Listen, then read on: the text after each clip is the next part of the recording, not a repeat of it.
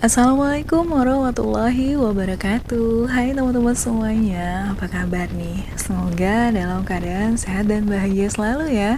Kembali lagi sama saya Novi dan suami Cang Mahmud yang mau ngajakin teman-teman semua untuk touring virtual lagi.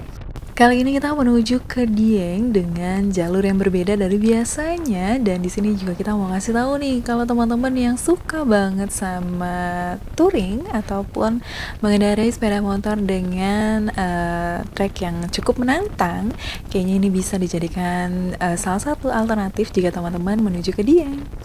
Kita akan melewati hutan tropis di sekitaran Jawa Tengah yang nama daerahnya ataupun nama tempat wisatanya ini terkenal dengan nama Petung Kriono.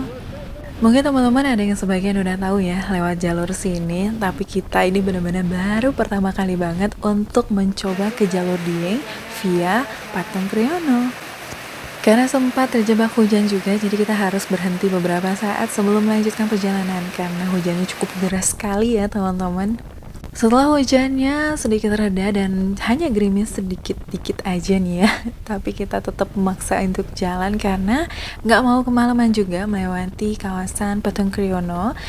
Untuk teman-teman yang mau melewati kawasan Petung Kriono juga nggak disarankan pada malam hari ya, lebih baik siang hari ataupun batasnya ya kalau masih terang lah ya, jangan sampai udah gelap karena memang penerangannya cukup minim sekali, bahkan memang tidak ada penerangan ya di sepanjang jalan, jadi khawatir ya terjadi yang tidak diinginkan kan. Lebih baik teman-teman melewatinya pada siang hari. Kita udah sampai nih di Gapura, ada tulisannya juga Petung Kriono National Nature Heritage, dan kita lurus aja mengikuti jalur yang sudah ada. Kalau sebelah kiri itu agak buntu ya teman-teman, jadi ikut lurus aja di sini. Kesan pertama pada saat memasuki kawasan Petung Kriono ini benar-benar hutan ya teman-teman, ya iyalah hutan karena ini adalah hutan tropis, dan pada saat nggak hujan aja di sini tuh terlihat lembab ya, seperti yang video-video saya udah tonton. Apalagi saat ini kita lewati setelah hujan, ini makin lembab banget ya suasana di kanan kirinya itu. Trek yang akan dilalui juga lumayan sangat menantang karena banyak tikungan-tikungan yang cukup tajam serta tanjakan-tanjakan yang cukup terjal ya teman-teman. Jadi harus ekstra hati-hati pada saat mengendarai di sini. Jika teman-teman ingin mengadakan perjalanan yang cukup jauh, selalu pastikan kendaraan dalam keadaan prima ya teman-teman, supaya tidak terjadi hal-hal yang tidak diinginkan di jalan. Dari Gapura Petung Kriono tadi, estimasi perjalanan kita untuk sampai ke Dieng itu kurang lebih 2 jam. Jadi lumayan cukup panjang ya, teman-teman. Dan di sini saya happy-nya seperti dalam hutan yang benar-benar alami sekali. Jadi kanan kirinya tuh benar-benar wah menakjubkan ya. Sebelah kirinya itu tebing, sebelah kanannya itu udah jurang. Jadi benar-benar ekstra hati-hati sekali. Di sini juga ada satwa-satwa yang masih alami dan dilindungi, jadi dilarang untuk mencari ataupun menangkap satwa-satwa yang berkeliaran di hutan kawasan Petung Kriono. Nah, di sini agak worry juga karena belum menemukan pemukiman warga nih, teman-teman. Nah, kalau jalanannya kayak gini kebayang nggak kalau malam hari lewatnya seperti apa? Wah, pasti gelap gulita sekali ya. Jadi, untuk teman-teman tidak disarankan melewati jalur ini pada malam hari. Kontur jalanan di area hutan tropis Petung Kriono ini beraspal dan ada beberapa sih ya lubang yang kita temui pada saat perjalanan melewatinya, tapi itu tidak begitu menjadi penghalang karena mayoritas jalannya cukup baik sekali. Dan di sini juga banyak suara-suara binatang yang masih sangat alami terdengar ya, benar-benar aduh kayak memasuki kawasan hutan apa gitu ya, karena belum pernah saya melewati jalanan yang seindah ini. Dan ini adem banget, suhunya juga sejuk sekali karena memang sudah memasuki dataran tinggi ya teman-teman. Jalur ini juga bisa dilewati oleh mobil ya teman-teman, dan bisa untuk 2 jalur, hanya saja bergantian pada saat menemukan jalanan atau jembatan yang cukup sempit seperti ini. Ekstra klakson kali ya, karena tikungannya cukup tajam juga, khawatir dari berlawanan arah ya kan, mobil 2 itu lumayan cukup sempit ya teman-teman. Kalau untuk motor sih ini nyaman banget ya. Jadi teman-teman yang suka adrenalin ya, mengendarai sepeda motor harus coba trek yang ini deh. Karena ya seindah itu pemandangannya, jadi kita nggak terasa ya, tahu-tahu udah cukup jauh melewati jalanan ini. Dan bener-bener, aduh udaranya nggak bisa diungkapkan lagi sama kata-kata, fresh banget di sini tuh. Dan ada beberapa kendaraan juga yang lewat karena memang di dalam kawasan Petung Kriono ini lumayan cukup banyak tempat-tempat wisata ya teman-teman yang berhubungan dengan air dan juga khususnya air terjun ya. Kalau teman-teman suka nih wisata air ataupun bermain, di sini banyak pilihan nih air terjun yang ada di sekitaran kawasan Petung Kriono. Mengendarai sepeda motor sambil dikelilingi view yang seperti ini benar-benar membuat takjub penumpangnya ya. Kalau drivernya sih harus taruh standby karena siapa tahu di depan ada tikungan yang cukup tajam, jadi nggak boleh nengok-nengok nih ya. Dan saya sebagai yang diboncengin itu benar-benar speechless, nggak bisa ngomong apa-apa melewati jalur ini karena di kelilingnya tuh indah banget, ada jurang-jurang yang kadang-kadang terlihat pemandangan air sungai dengan bebatuan yang mengalir. Wah, luar biasa sekali ya. Dan ini memang request suami yang ingin melewati Petung Kriono, dan sebelumnya saya belum tahu ya kalau jalurnya tuh seperti ini. Ya namanya juga penumpang, jadi cuman duduk manis aja dibawa sama drivernya. Dan gak nyangka kalau kita sampai diantar melewati hutan-hutan seperti ini. Sudah sejauh ini pun kita belum menemukan pemukiman warga. Jadi kebayang gak sih kalau seandainya di tengah-tengah ini ada perdesaan, menuju ke kotanya lumayan cukup jauh ya menurut saya. Tapi nggak tahu ya, kalau mungkin penduduk desa tuh udah biasa kalau jalan-jalan seperti ini tuh menurut mereka mungkin dekat ya. Beda sama kita, kalau udah melewati 1 kilo tuh rasanya udah jauh sekali. Untuk teman-teman yang mengendarai sepeda motor pada jarak jauh seperti kita ini, jangan lupa selalu bawa jas hujan. Apapun cuacanya, kita nggak pernah tahu di jalan bisa terjadi hujan kapan saja. Jangan seperti kita yang dengan pedenya hanya bawa jas hujan untuk mendaki. Jadi ini jas hujan yang kita pakai ini untuk mendaki Gunung Prau keesok hari, tapi terpaksa kita pakai karena kita pikir nggak akan turun hujan. Jadi ini harus dicatat benar-benar ya teman-teman. Dan memang tujuan kita ke Dieng kali ini untuk mendaki Gunung Prau. Dan malam ini kita akan menginap di salah satu homestay di sekitaran Candi Arjuna untuk besoknya ke base camp Gunung Prau. Dan karena hari ini kita udah mengendarai motor cukup panjang dari pagi dan sekarang waktu menunjukkan pukul 3:30 sore. Jadi kemungkinan kita akan sampai di homestay Dieng itu sekitaran maghrib kali ya. Mudah-mudahan jangan sampai terlalu malam juga karena kita juga butuh istirahat sebelum pendakian Gunung Prau.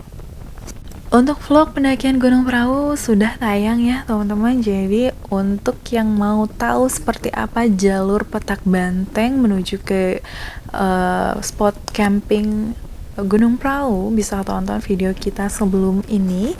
Jadi siapa tahu teman-teman juga berminat untuk mendaki Gunung Prau. Kalau yang suka ya, kalau yang nggak suka mungkin lebih memilih untuk traveling tempat lain ataupun mencoba wisata-wisata yang tidak terlalu melelahkan karena cukup panjang juga ya pendakian di Gunung Prau. Oke, balik lagi sama trek yang kita lalui dan ini kita sudah melewati beberapa pemukiman warga, alhamdulillah banget. Dan di sini rasanya agak sedikit nyaman, tenang ya. Karena udah kalau ketemu rumah itu rasanya nggak sendirian gitu. Dan di sini air terjunnya indah-indah banget sih, bukan air terjun sih, sungai ya. Sungai yang dipenuhi dengan batu-batu alam tuh bener-bener rasanya pengen main air deh. Karena airnya cukup jernih sekali di sini teman-teman, dan warga sekitar juga sangat menjaga kelestarian alam di sekitarnya. Wah, ini patut ditiru sekali ya.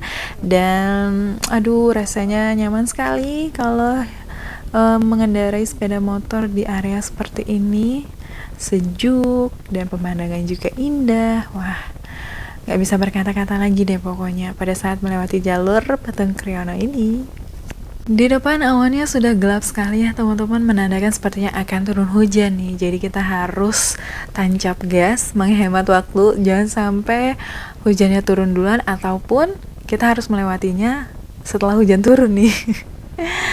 Dan di sini kita akan melewati air terjun yang berada di pinggir jalan. Indah sekali di sini.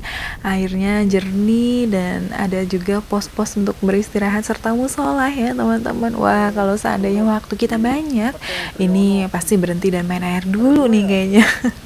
Tapi sayang kita hanya mengabadikan gambar dan melanjutkan perjalanan lagi agar menghemat waktu. Kebayang gak sih air terjun yang biasanya kita lewati dengan penuh perjuangan? Kali ini dengan mengendarai sepeda motor aja kita udah menemukan dua air terjun dan aliran air serta batu-batu yang cantik seperti ini. Wah, nikmat mana lagi yang kau dustakan? Lanjut perjalanan, ini saya juga nggak tahu ya udah memasuki daerah mana karena memang tidak ada papan petunjuk jalan dan kita memang bukan orang asli sini. Jadi untuk memasuki desa-desanya kita nggak tahu namanya. Dan saya masih takjub di sini ternyata ada hutan pinus juga yang pohonnya indah sekali. Nah, di depan juga ada bukit-bukit. Memang tempat yang kita lewati ini dikelilingi perbukitan yang indah sekali ya. Kalau dilihat dari atas nih pasti keren sekali. Dan udah menemukan pemukiman warga lagi nih teman-teman. Alhamdulillah banget ya. Jadi nggak sendirian gitu rasanya. Alhamdulillah banget belum turun hujan, jadi masih aman untuk sampai ke Dieng. Dan kalau hujan ini otomatis kita harus mengendarai sepeda motor, tidak boleh kecepet-cepet ya, harus ekstra hati-hati karena jalanan pada saat hujan pasti akan tambah licin. Khawatir nggak bisa kontrol kendaraan kan, jadi harus pelan-pelan jalannya. Dan memasuki kawasan ini rasanya ingat sama tempat-tempat camping yang dikelilingi hutan pinus ya. Tapi di sini tuh nggak ada area camping ya teman-teman. Jadi benar-benar tempat wisata seperti Black Canyon itu juga berhubungan dengan air dan juga ada beberapa curug-curug yang tertulis pada saat kita melewati marka-marka jalan nih, ada papan petunjuk juga yang menunjukkan salah satu tempat wisata yang ada di kawasan Patung Kriono. Dan kita juga akan melewati tempat wisata Black Canyon yang lokasinya berada di bawah. Kayaknya wisatanya berhubungan dengan air ya. Karena berdekatan sekali dengan aliran sungai dan kita sempat melewatinya. Pintu masuknya ini ada beberapa kendaraan mobil juga yang sudah terparkir. Dan persawahan di sini itu sangat indah sekali untuk dinikmati karena berundak-undak gitu sawahnya. Berasa lagi di Ubud, Bali gak sih teman-teman? Nah ini dia sebelah kiri ada tempat wisata Black Canyon. Kalau di di Jawa Barat ini adanya Grand Canyon, kalau di sini adanya Black Canyon. Nah mungkin sama-sama ya berhubungan dengan air juga. Oh iya teman-teman, mau nanya nih, kalau teman-teman sendiri tuh lebih seneng bawa motor sendiri atau diboncengin nih? Kalau saya pribadi sih mending bawa motor sendiri, walaupun ya jaraknya nggak sejauh harus ke Dieng juga ya. Karena kalau sampai ke Dieng ini udah rekor banget saya bisa touring sendiri.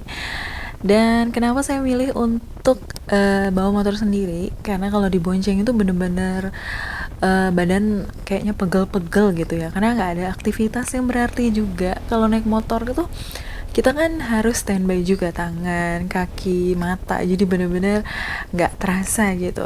Nah kalau dibonceng ini bener-bener mau ngapain gitu, tangan ya diem aja terus cuman untung aja sini saya sambil ngevlog ya.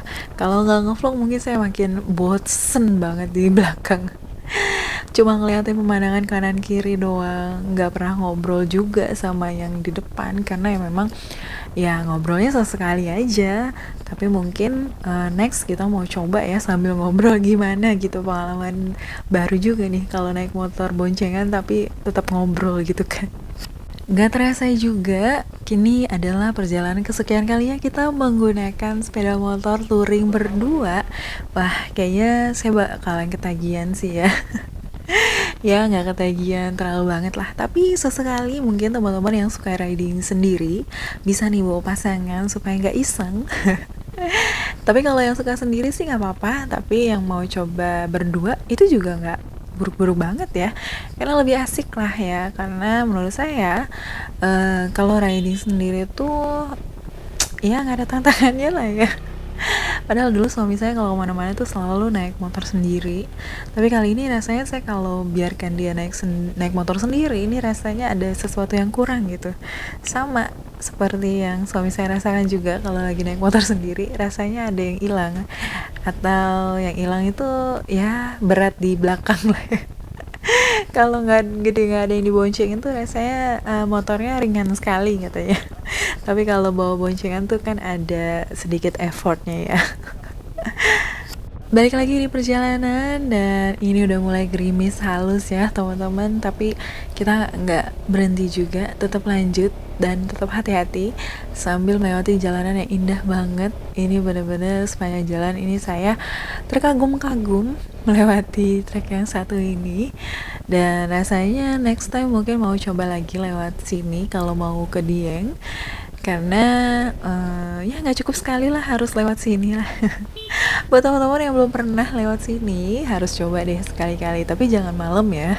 Saya saranin jangan malam. Kalau yang mau pakai roda 4 juga oke lah, masih bisa, tanjakannya juga masih aman. Dan yang pasti usahakan apapun kendaraan yang teman-teman menggunakan pada saat perjalanan jauh, cek and recheck dulu ya sebelum melakukan perjalanan. Sampai Jawa Tengah aja ini pemandangan udah bagus-bagus banget ya. Apalagi kalau teman-teman sempatin touring ke daerah yang lebih jauh sampai main ke Indonesia bagian timur. Wah, itu luar biasa sekali pemandangannya. Dan kita juga mau berencana mengadakan perjalanan ke Flores mungkin kalau ada kesempatan nantinya menggunakan X-Max, karena saya dulu ke Flores itu menggunakan Vario 160, dan sekarang saya masih penasaran nih mau bawa X-Max ke Indonesia bagian timur, rasanya seperti apa ya kira-kira. Karena X-Max adalah motor yang ternyaman yang pernah saya gunakan, apalagi pada saat perjalanan jauh. Jadi untuk teman-teman yang mau mengadakan perjalanan jauh, saya nggak, ya menurut saya itu motor-motor Matic sekarang itu lebih nyaman karena mempunyai jok yang cukup lebar, apalagi X-Max ya. Joknya tuh cukup lebar sekali dan bikin kita nyaman sebagai yang diboncengin gitu. Kalau jok-jok yang kecil udah kebayangan ya, 2 jam duduk aja tuh udah berasa, wah nggak bisa diem deh pokoknya. Nah, di sebelah kanan juga ada tempat wisata nih, tapi sayangnya sepertinya sudah tidak bisa digunakan lagi karena terlihat sudah terbengkalai ya. Padahal ini tempatnya sangat alami, dan menurut saya mungkin karena lokasinya cukup jauh juga dan kurangnya promosi dari sosial media zaman sekarang. Karena menurut saya apapun yang dipromosi dan bisa viral, walaupun tempatnya itu di ujung, pasti bisa didatangi sama para netizen nih, yakin deh. Tapi sayangnya memang sudah tidak digunakan lagi ya tadi. Mungkin wisata di sekitaran hutan pinus nih ya sepertinya.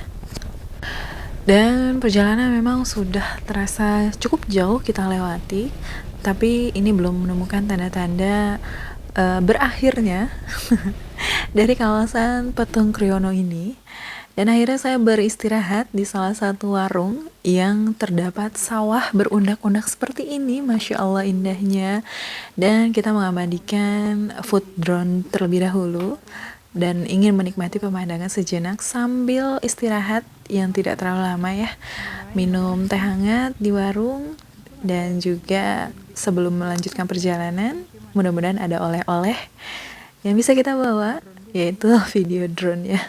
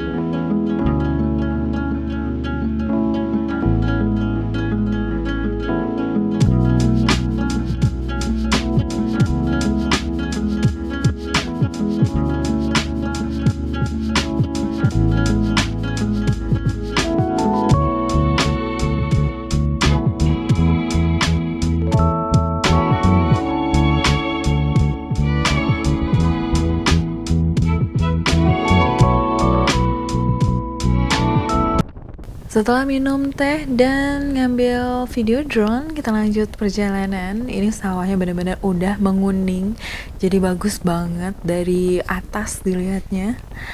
Dan di depan ini udah mulai gelap ya teman-teman, padahal ini waktunya masih siang banget, tapi karena cuacanya mendung sekali, akhirnya saya agak sedikit takut ya.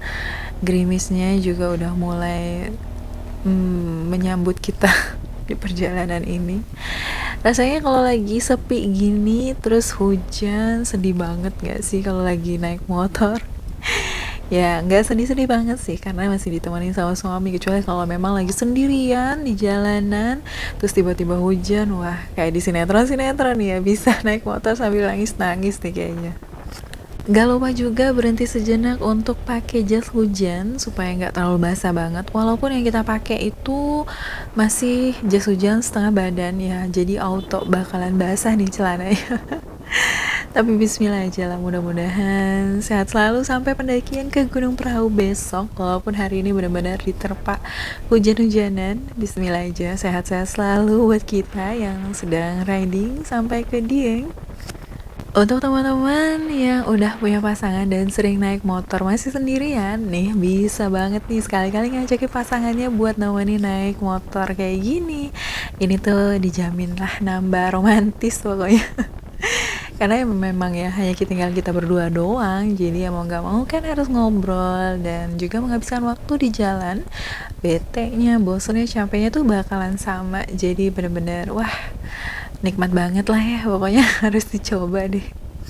Suka dukanya naik motor juga banyak banget deh ceritanya, mulai dari ngantuk, capek, terus juga bosen, itu pasti ada ya, manusiawi banget deh untuk segala hal menurut saya, termasuk dalam mengendarai motor ataupun yang diboncengin. Tapi kalau teman-teman punya niat yang besar untuk menuju ke suatu tempat, pasti semuanya akan hilang ketika menemukan sesuatu yang indah selama perjalanan.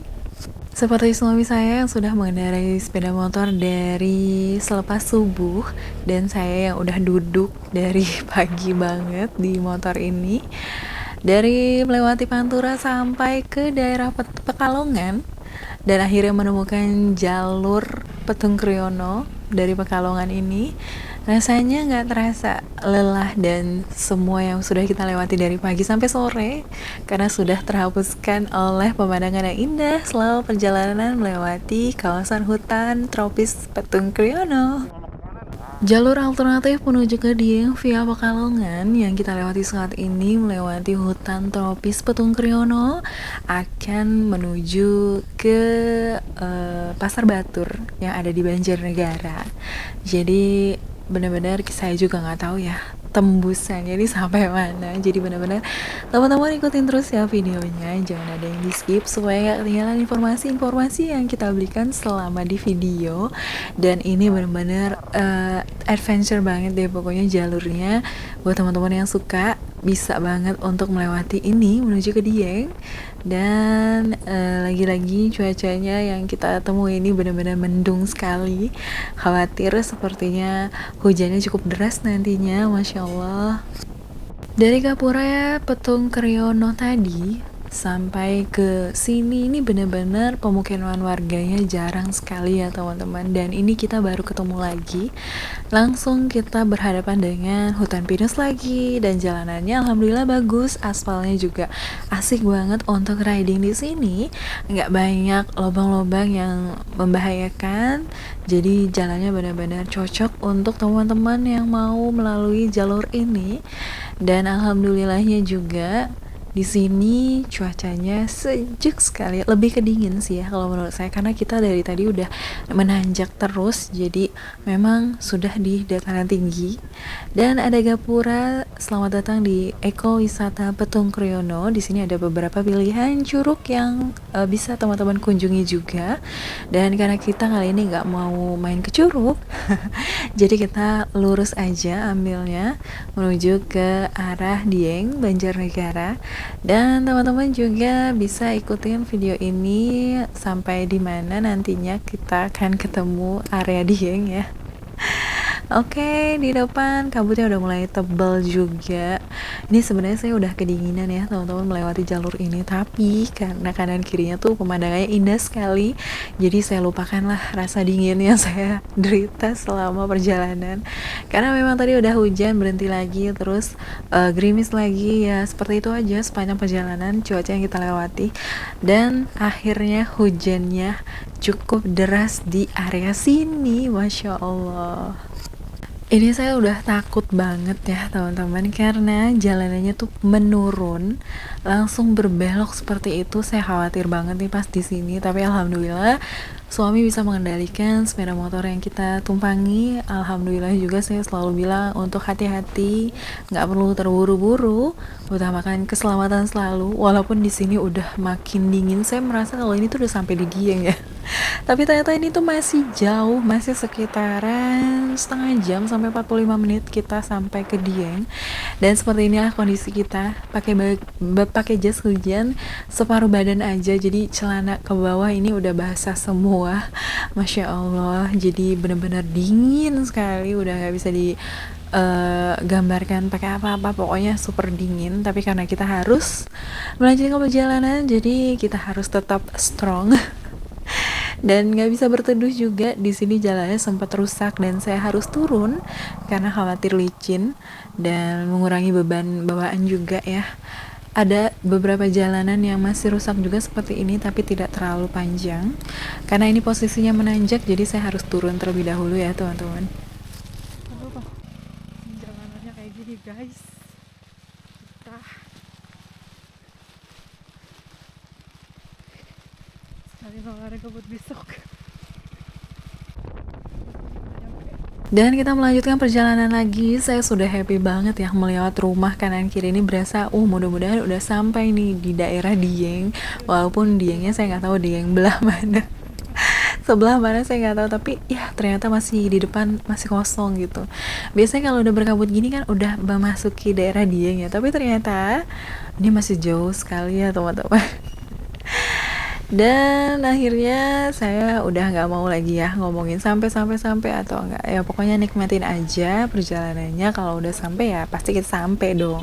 Dan ternyata masih belum, masih lumayan cukup jauh perjalanan yang harus kita tempuh, masih melewati kanan kiri hutan juga ternyata, dan ini belum habis, jadi kita harus sabar selama perjalanan.